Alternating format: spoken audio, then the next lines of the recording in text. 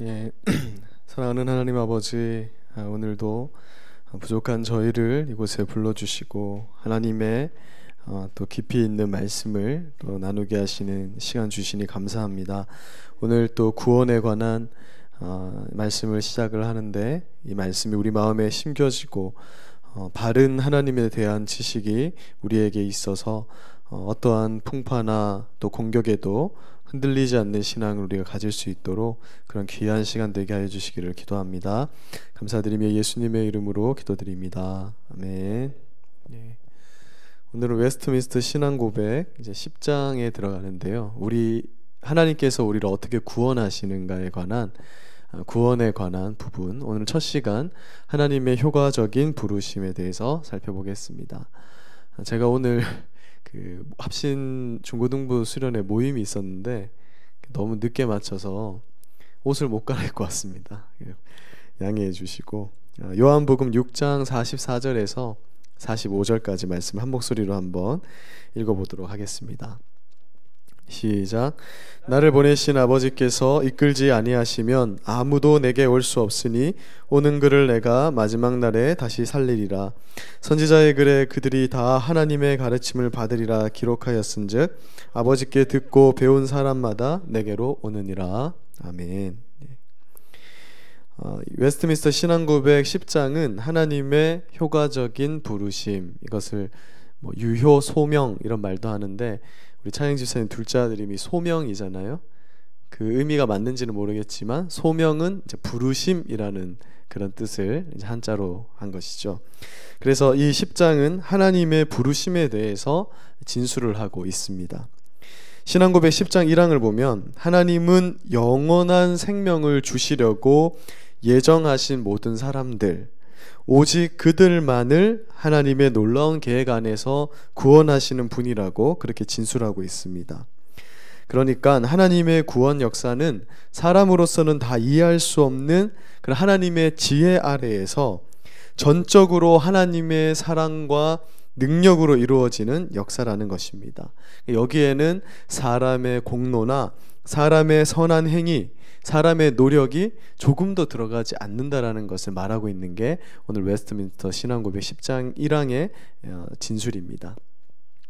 우리는 이러한 하나님의 구원 역사를 무엇이라고 부르냐면 오직 은혜이다, 솔라 그라티에, 이렇게 얘기하고요. 또 칼빈의 5대 강령이라는 것인데 거기서는 불가항력적인 은혜다. 무슨 말이냐면 그 어떠한 것도 막을 수 없는, 전적으로 하나님이 주시는 은혜로서 우리의 구원이 시작된다라는 의미를 뜻하고 있는 것입니다. 그러니까 사람이 죄의 문제를 해결받아서 구원에 이르는 길이 하나님의 은혜, 그러니까 저항할 수 없는 그 하나님의 은혜로 말미암는다라는 것이 성경의 가르침이라는 것입니다. 오늘 우리가 살펴본 요한복음 6장 44절에서 예수님이 나를 보내신 아버지께서 이끌지 아니하면, 우리가 생각할 때는 내가 내 발로 교회에 찾아온 것 같은데 그게 아니라 하나님이 이끌지 않으면 그 누구도 예수님께로 올 수 없다. 그러니까 구원의 길을 갈 수 없다라고 말씀하면서 우리를 구원의 길로 이끄시는 분이 오직 하나님이시고 그 구원의 주권자가 되시는 분이 오직 하나님이심을 우리에게 분명히 천명하고 있는 것입니다. 하나님은 당신의 자녀로 당신의 자녀들을 그러니까 우리를 자녀로 삼아서 구원하시기로 예정된 사람들을 구원하실 때 부르심이라는 방법을 통해서 그 구원의 여정을 시작을 하시는 것을 볼 수 있습니다. 하나님께서 생각할 때 가장 적당한 때에 성령으로 역사하셔서 말씀이 들리게 하시고 또 본래 처한 죄와 죽음의 상태에서 그러니까 효과적으로 그들을 부르시는 거예요. 그러니까 효과적 부르심이라는 게 무슨 말이냐면 하나님이 가장 적절한 때에 성령께서 우리의 마음을 감동해서 그 부르심에 순종하게 한다라는 그런 의미를 가지고 있는 것입니다. 그러니까 성령 하나님은 이 세상 어떤 존재보다 지혜로운 분이시죠. 가장 효과적이고 효율적으로 당신의 일을 하실 수 있는 분이 바로 성령님이라는 것입니다. 그래서 가장 효과적으로 하나님께서 예정하신 사람들을 가장 좋은 때에 부르시는 거죠. 그러니까 예수님께서 포도원 비유를 우리에게 말씀하신 것처럼 어떤 이들은 아침부터 부름을 받습니다. 또 어떤 이들은 한 9시쯤 돼서, 어떤 이들은 점심때, 또 때로는 해가 지기 직전에 부르심을 받는 경우도 있다라는 거예요. 어떤 때가 좋다라는 것은 사람의 지혜로 알 수 없는데 성령께서 그 사람에게 가장 적절한 때에 그 일을 하신다, 그것만은 우리가 확실하다. 왜냐하면 성령님이 가장 지혜롭고 우리를 가장 잘 아시는 분이기 때문에 그렇다고 성경은 말씀하고 있는 것입니다. 그래서 사무엘과 같이 태어나면서부터 하나님을 경외하는 사람도 있습니다. 또 사도 바울과 같이 어떤 경우에는 어떤 때가 되었을 때 부르심을 받아서 거듭나는 사람이 있어요. 또 때로는 예수님의 한편 강도처럼 죽기 직전에 하나님의 부르심에 응답하는 사람이 있다라는 것입니다. 다 성령님께서 가장 좋은 때에 그들을 부르신다, 그것을 우리가 알 수 있습니다.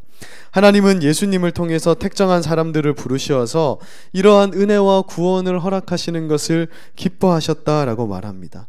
그렇기 때문에 사람 중에 하나님의 부르심 없이 나 스스로 하나님을 알고 나 스스로 이 구원의 길에 접어든 사람은 단 한 사람도 없다라는 것이죠. 그래서 이 부르심이라는 것은 이제 구원의 서정을 그림으로 여러분 아마 많이 전도지나 이런 데서 보셨을 텐데, 부르심은 구원의 길에 있어서, 단계에 있어서 가장 첫 번째가 되는 거예요. 반드시 먼저 부르심이 있어야 된다는 것을 말하고 있는 것입니다. 우리는 대개 스스로 하나님을 선택하고 구원의 길을 택했다고 생각하기 쉽습니다. 특히 이제 초신자들의 경우에는 아니 내 발로 내가 교회 왔는데 내 마음에 뭔가 감동이 있어서 내 의지로 교회를 나왔다, 이렇게 생각할 수 있는 것이죠. 그래서 사람이 자신의 자유로운 의지의 어떤 작용으로 나타난 결과로 보는 거예요. 내가 가고 싶어서 갔다, 이렇게 생각을 하게 되는 것입니다. 그런데 성경이 말씀하는 것은 만약 하나님께서 우리를 이 교회 가운데로 구원의 길로 이끄실 때 성령과 말씀으로 그 돌같은 마음을 부드럽게 하시고 그 아주 살과같이 부드러운 마음으로 바꾸지 않는다면 인간은 그 어떠한 좋은 의지적 작용이 나타날 수 없다고 말하는 거예요. 그러니까 성령님 우리의 마음을 바꿔주셔야만 나는 교회 한번 나가봐야겠다, 예수님을 믿어봐야겠다라는 마음 자체를 성령께서 그러한 마음, 좋은 마음밭으로 일구어 주셔야만 가능하다고 성경은 말씀하고 있는 거예요. 그래서 겉으로 보기에 사람은 스스로 하나님을 선택해서 구원의 길에 자발적으로 들어섰다고 생각할 수 있지만 실상은 그 모든 것이 오직 하나님의 은혜로 되는 것이고, 하나님이 그렇게 은혜를 주시고자 작정하셨다면 사람이 의지적으로 그것을 거부할 수 없다. 그래서 불가항력적인 은혜다, 이렇게 말을 하는 겁니다. 하나님이, 성령께서 적정한 때가 돼서 어떤 사람의 마음을 바꾸시면 어제까지만 해도 정말 교회에 안티 반응이 있고 하나님 모른다라고 했던 사람이 그 때가 되면 그냥 눈물 콧물 다 흘리면서 갑자기 회심하고 회개하여서 하나님의 부르심에 응하게 되는 기적과 같은 역사가 일어난다는 거죠. 그 은혜를 누가 주시냐면 하나님이 주신다라는 것을 웨스트민스터 신앙고백 10장 1항이 진술하고 있는 것입니다. 그러니까 10장 1항의 진술처럼 우리 안에 보내심을 받은 성령님은 우리 마음에 오셔서 그들의 생각을, 한 장 넘기세요, 그들의 생각을 영적으로 그리고 구원에 이르도록 밝히어서 하나님의 일을 이해하게 하시고 돌같은 마음을 없애버리고 부드러운 살같은 마음을 주셔서 우리의 의지 자체를 새롭게 해서 전능하신 하나님의 능력을 추구하게 만든다, 그렇게 진술하고 있는 것입니다. 그래서 그들을 예수님께로 효과적으로 이끄신다, 가장 효율적이고 가장 지혜롭게 이끄신다, 그렇게 진술하고 있는 것입니다. 그래서 우리가 성령님의 사역을 생각할 때 성령님의 가장 주된 사역, 성령님이 우리 안에 오시는 가장 큰 목적이 뭐냐면 바로 이것이라는 거예요. 하나님을 믿게 하는 겁니다. 마음밭을 바꿔버리는 것이 성령의 가장 큰 일이면서 또 기적과 같은 일, 예수님이 우리에게 성령님을 보내주신 주된 목적이라 할 수 있어요. 그러니까 성령님은 뭐 우리에게 각종 은사를 주셔가지고 어떤 신비한 능력을 행하게 하는 것이 주된 목적이 아니라, 물론 그렇게 하셔서 어떤 하나님의 일들을 이루시는 분이 맞지만 그것을 위해서 첫째 목적으로 오시는 것이 아니라, 성령님이 하시는 일 중에서 가장 놀랍고 감격적인 일은 우리의 생각을 바꾸셔서 부패한 우리의 마음을 제거하신 후에 하나님의 말씀이 들리게 하시고, 그 말씀이 우리의 의지를 새롭게 해서 선한 것을 추구하게 하는 거예요. 그래서 하나님을 찾고자 하고, 하나님 이 구원의 길을 내가 어렵지만 걸어가야겠다라는 그러한 선한 마음을 주시는 것이 바로 성령의 가장 큰 은혜이며 사역이다라고 성경은 말씀하고 있는 것입니다. 그러므로 말씀을 듣고 교회에 나오고자 하는 이런 의지적인 것이 우리 인간의 자유로운 의지로 되는 것처럼 보이지만, 실상은 성령께서 우리의 마음을 그런 의지를 가지도록 바꾸셔야만 가능하다. 그러니까 우리는 언제나 자유로운 선택을 하는 거예요. 성령님이 마음을 안 바꿔주시면 절대 하나님이 싫기 때문에 하나님을 선택할 수 있는 자유의지가 없는 가운데 자유롭게 죄를 짓는 거고, 성령님이 마음을 바꿔주시면 우리 마음에 하나님을 선택할 수 있는 그 자유를 가지고 우리 인간의 입장에서는 똑같이 자유의지적으로 자유롭게 구원의 길을 걸어가게 된다라는 것을 말씀하고 있는 것입니다. 그래서 에스겔서 11장 19절에서는 내가 그들에게 한 마음을 주고 그 속에 새 영을 주며 그 몸에서 돌같은 마음을 제거하고 살처럼 부드러운 마음을 준다, 그렇게 말씀하고 있는 거예요. 그렇게 해서 내가 너희의 하나님이 되겠다. 그래서 하나님은, 성령님은 언제나 우리의 마음의 사역을 하는 분인 거예요. 마음 자체를 바꾸시는 분. 예수님은 우리가 마음으로 죄를 지어도 그것은 큰 죄다, 똑같은 죄라 그러잖아요. 살인하는 것도 사람을 미워하는 마음이 있으면 동일한 죄로 여기시는데, 그 마음 근원을 바꾸시는 분이 바로 성령 하나님이시다, 그렇게 말씀하고 있는 것입니다. 물론 우리가 잘 알다시피 복음의 말씀은 보편적으로 선포되는 거예요. 마치 농부가 그냥 밭에다가 씨앗을 팍 뿌리듯이 이 복음은 무차별적으로 사람들에게 차별 없이 뿌려집니다. 그래서 이러한 복음의 선포를 구분해서 외적 부르심이라 하는 거예요. 그러니까 하나님의 교회에서는 누구를 구분해서 너는 착해 보이니까 부르십니다, 이렇게 전도하는 게 아니고, 이번에 6월의 초대를 앞두고도 사람들은 다 그냥 무차별적으로 전도하는 거예요. 왜? 우리는 하나님의 예정이 있는 사람을 모르기 때문에 그렇죠.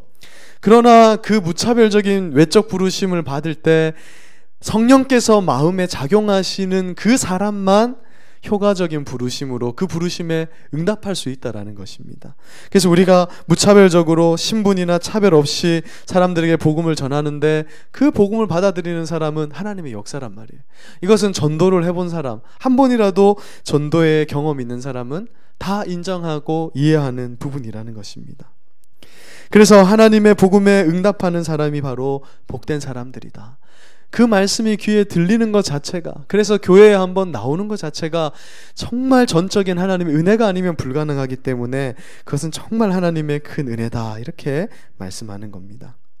그래서 예수님께서 마태복음 22장 14절에서 청함을 받은 자는 많되 택함을 입은 자는 적다라고 말할 때, 이 청함을 받은 자는 외적 부르심을 말하는 거예요.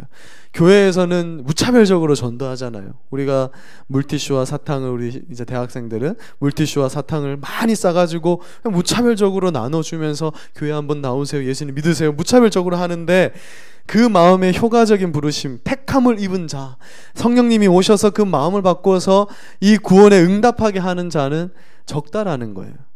물론 구원받은 자들은 우리가 셀 수 없을 만큼 요한계시록에 보니까 많지만, 상대적으로 우리가 뿌리는 복음의 노력과 그 수에 비해서 그 복음에 반응하는 사람은 적다라는 것을 예수님께서도 말씀하셨다는 겁니다. 이제 성령님께서 우리 마음을 새롭게 하셨기 때문에 하나님께서 우리를 여러 방법으로 부르시게 됩니다. 사도행전에 보면 루디아와 같은 사람이 나오는데요, 이 사람은 그냥 은밀한 성령의 역사가 일어나는 거예요. 그냥 마음에, 바울이 그냥 복음을 전할 때 특별한 거 없는데 그 마음에 그냥 나도 모르게 그냥 성령의 역사로 크리스찬이 돼 있는 이런 사람들도 있습니다. 우리가 여기는 그래도 오랫동안 교회를 다녔었으니까 이것이 무엇을 말하시는지를 다 아실 겁니다.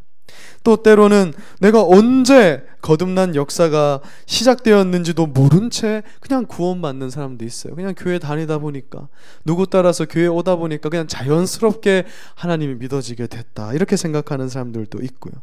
빌립보의 간수처럼 그냥 한동안은 하나님을 두려워하는 거예요. 두려워하는 그 무서워하고 떨리는 그 마음, 어떻게 나 같은 자가 구원을 받습니까? 하는 그 중에 하나님이 구원하는 그런 방법을 주시는 것도 있다라는 것입니다. 그러니까 우리가 하나님이 우리를 부르시는 그 방법 참 다양한데, 그때가 되면 우리는 하나님의 은혜로 다 자원하는 마음이 되어서 자유롭게 하나님의 부르심에 응답하게 된다. 그것이 바로 가장 성경적인 이 구원의 여정에서 부르심의 그런 과정이라는 것입니다. 마치 하나님께서 세상을 창조할 때 빛이 있으라 이렇게 하시잖아요. 하나님이 세상을 창조할 때 비사 좀 있어 줄래? 이렇게 하지 않잖아요. 생육하고 번성해 주기를 바란다 이렇게 하지 않잖아요. 하나님은 그렇게 될지어다 명령하시는 겁니다. 그러면 그 모든 만물은 그 하나님의 말씀에 즉각적으로 응답하듯이 하나님께서 우리 마음에 이러한 마음으로 바뀔지어다, 내 부르심에 응답할 수 있게 바뀔 것이다 라는 그 하나님의 명령으로 인해서 하나님의 은혜는 불가항력적으로 우리가 저항할 수 없게 우리의 마음을 송두리째 바꿔버리는 그런 은혜의 역사를 이루신다라는 것을 말씀하고 있는 것입니다. 자, 우리는 모두 이러한 과정을 거쳐서 이제 구원의 길에 접어들게 되었죠. 그래서 이제 하나님의 부르심에 응답하게 되었다는 겁니다. 그래서 오늘 이 자리에 하나님의 부르심에 응답한 우리는 복된 사람들이라는 거예요. 하나님의 그 전적인 은혜를 경험한 사람들이다 라고 말합니다. 우리의 자유의지가 전혀 침해되지 않는 방법으로 하나님이 이 일을 이루셨다라는 거예요. 다 우리는 우리 선택으로 누군가의 전도를 받았지만 다 내 마음의 의지로 이 교회에 나왔는데, 우리가 이 성경을 깊이 알면 알수록 무엇을 깨닫게 되냐면 이 일을 성령님이 하셨구나. 원래 우리 사람의 마음은 부패하고 강팍하여서 그냥 왜곡된 그런 마음을 가지고 있었는데 성령님이 그것을 다 제거해 주셔서 내가 하나님을 선택할 수 있게 되었구나. 그 사실에 대해서 우리는 너무나 큰 은혜를 경험하게 되는 겁니다. 그래서 웨스트민스터 신앙고백 10장 1항의 말미에서는 이렇게 진술합니다. 그러나 그들은 하나님의 은혜로 자원하는 마음이 되어 가장 자유롭게 예수 그리스도께 나온다, 이렇게 진술하고 있는 것입니다. 그래서 하나님이 성령님을 통해서 우리를 부르실 때 이 특별히 말씀이라는 이 수단을 통해서 우리를 부르시는 것을 보게 되죠. 하나님이 부르심에 응답하도록 우리를 변화시키시는 그 성령 하나님이 말씀이라는 수단을 사용해서 우리를 부르신다는 겁니다. 그래서 우리가 복음을 전할 때 가장 중요한 게 뭐냐면 말씀이라는 거예요. 교회에 밥이 맛있습니다. 교회에 오면 즐겁습니다. 뭐 남자친구를 만날 수 있습니다. 이런 것들도 뭐 우리의 전도가 항상 연약하니까 가능한 것이지만, 실제로 우리의 전도라는 것은 말씀이 선포될 때, 하나님의 말씀이 증거될 때 하나님은 그 말씀을 사용해서 우리의 구원을 이루신다. 그래서 구원은 성령과 말씀의 역사로 이루어진다라는 것이 이 웨스트민스터 신앙고백 10장 1, 2항이 우리에게 진술하고 있는 그런 마지막 메시지라 할 수 있습니다. 사랑하는 여러분, 우리는 모두 본질상 진노의 자녀들이었습니다. 그래서 만약 하나님의 이 효과적인 부르심이 없었다면 우리는 진노의 자녀로 남아서 이 세상을 살다가 결국에는 영원한 형벌 앞에 서게 될 그러한 운명들이었다라는 거예요. 그런데 예수님은 우리를 위해서 십자가를 지셨고 그 십자가를 진 사실을 성령님을 보내셔서 깨닫게 하셨다라는 겁니다. 성령님이 우리가 이대로 살면 죽을 수밖에 없다라는 것을 깨닫게 하시는 거예요. 하나님의 말씀은 우리 안에서 어떻게 역사하냐면, 내가 이렇게 살면 결국 죽을 수밖에 없구나, 내가 죄인이라는 것을 하나님 말씀이 선포될 때 우리는 깨닫게 되는 겁니다. 매주 선포되는 그 하나님 말씀 속에 내가 하나님 말씀의 잣대에 대 보니까 나는 정말 부패한 자이구나라는 걸 깨닫게 하시는 게 성령님이신 거예요. 그런데 그 성령님이 무엇을 또 깨닫게 하시냐면, 나는 결코 이 말씀대로 살 수 없구나라는 걸 깨닫게 하시는 겁니다. 그때 말씀을 통해서 우리에게 무엇을 알려주시냐면 그렇기 때문에 우리는 십자가를 지신 예수님을 의지해야 된다라는 것을 우리 마음에 성령님이 심어주시는 거예요. 그래서 우리는 날이 가면 날이 갈수록 이 구원의 길을 걸어가면 걸어갈수록 무엇을 간절하게 붙잡게 되냐면 이 예수님밖에 없구나. 예수님만을 붙잡아야 되구나. 내 종교적인 노력, 내가 하는 좋은 마음, 선한 마음 이런 거 다 필요 없구나. 진짜 내게는 예수님만 있어야겠구나라는 그 마음이 남게 되는데 그 거룩한 역사, 그 온전한 역사, 그 말씀의 역사를 누가 하시냐면 우리 안에 오신 성령께서 하시는 놀라운 일이라는 겁니다. 그래서 이 구원에 이르는 이 길이, 이 진노의 형벌에서 벗어날 수 있는 이 은혜는 오직 하나님의 은혜다. 이것이 웨스트민스터 신앙고백 10장 1, 2항이 우리에게 진술하고 있는 것입니다. 그래서 오늘 말씀에서 우리는 한 가지만 기억하셨으면 좋겠습니다. 우리가 어떻게 이 구원을 얻게 되었는가?